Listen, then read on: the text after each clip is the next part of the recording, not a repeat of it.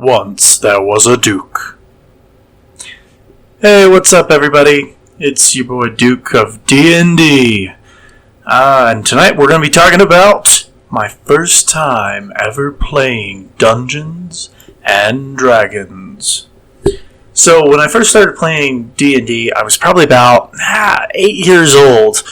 And it started because, I'm not 100% sure, but I know that my dad and my oldest brother, my dad's first son that he had, was into it, and they wanted to play with us.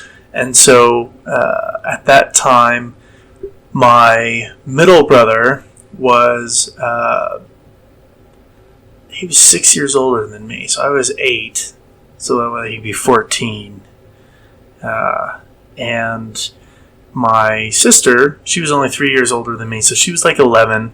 But we were all kind of cognitive enough. We knew what Lord of the Rings was, what orcs were, and goblins and things like that, and kind of fantasy nerds in our family. So we were able to pull it off at that young of an age.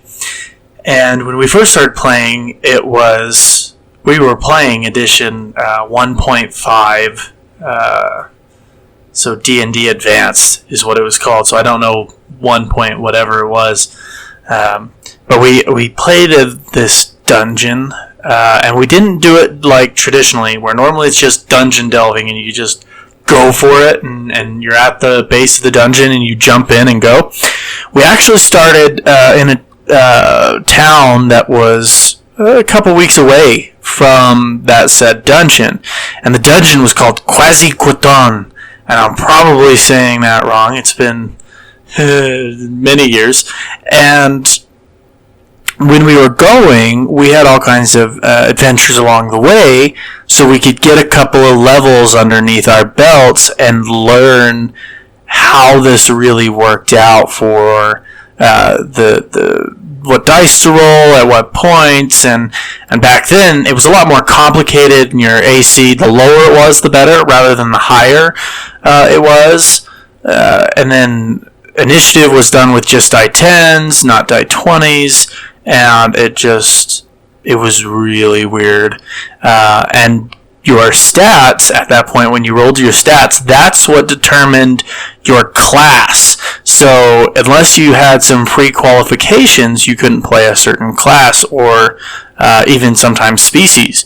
That was a lot rarer for the species, but it just kind of depended on the DM for that particular D&D Advanced.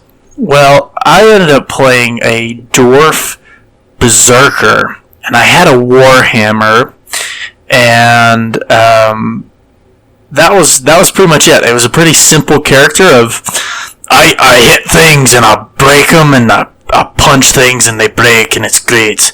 And so I was this little dwarf as an 8-year-old. Of course, I didn't have the accent down as an 8-year-old. That would have been sick, but no, I didn't have that. And so I kept going as this dwarf, and we had several different encounters with wolves and different creatures you would see outdoors and things that you would find out there. And then we finally made it to the dungeon, and I was all, "Oh, this is awesome! We're done now, right?" I had no idea, and we had just barely gotten started.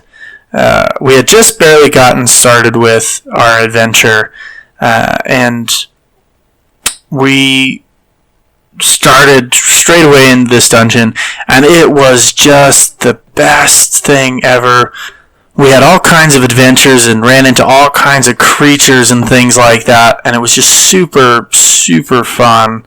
So as we were going, we found carrion crawlers.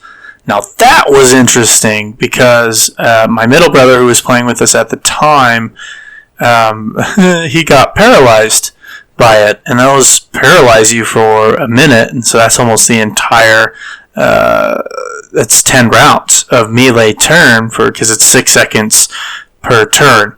And so he was almost out for the whole fight, and I grabbed my hammer, and I totally had to save him. And then my sister played a ranger, and then I can't remember what my oldest brother played. He might have been DMing for us, honestly, because my father played a human fighter. So here we are as a bunch of kids, and then my older brother and my father were probably the only two adults around playing Dungeons and Dragons.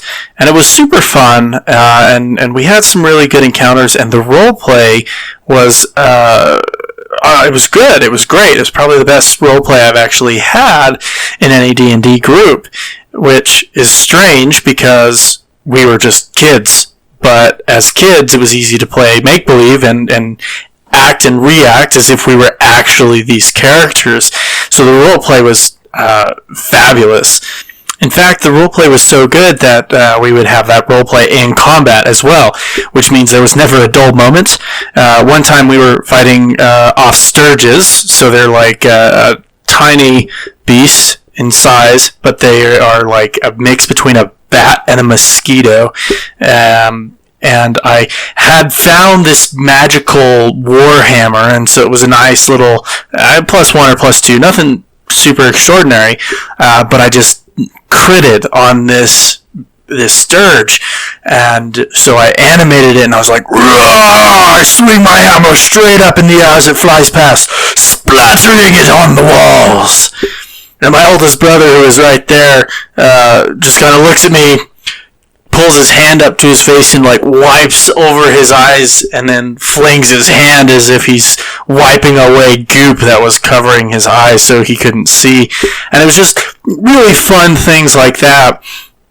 And in order to kind of keep the role play, one thing my father did was he acted as if everything we said in character, and that really made things quite interesting and very immersive. But one time my sister, she had seen a magical hidden secret door that none of us others saw. We didn't see it. We failed our perception checks. She was the only one that got it. And when she saw it, she was just kind of like, okay, well, I'm going to go check out this secret door. And then to avoid metagaming, my dad said, hey, are you going to tell the other players about this secret door? Because we were talking about going with her to check out the secret door, but we didn't know it was, our characters didn't actually know it was there. I was 8, okay? I metagamed. Sorry. But my sister was like, fine. Hey, guys, there's a secret door down here. And was very loud, very, very loud about it.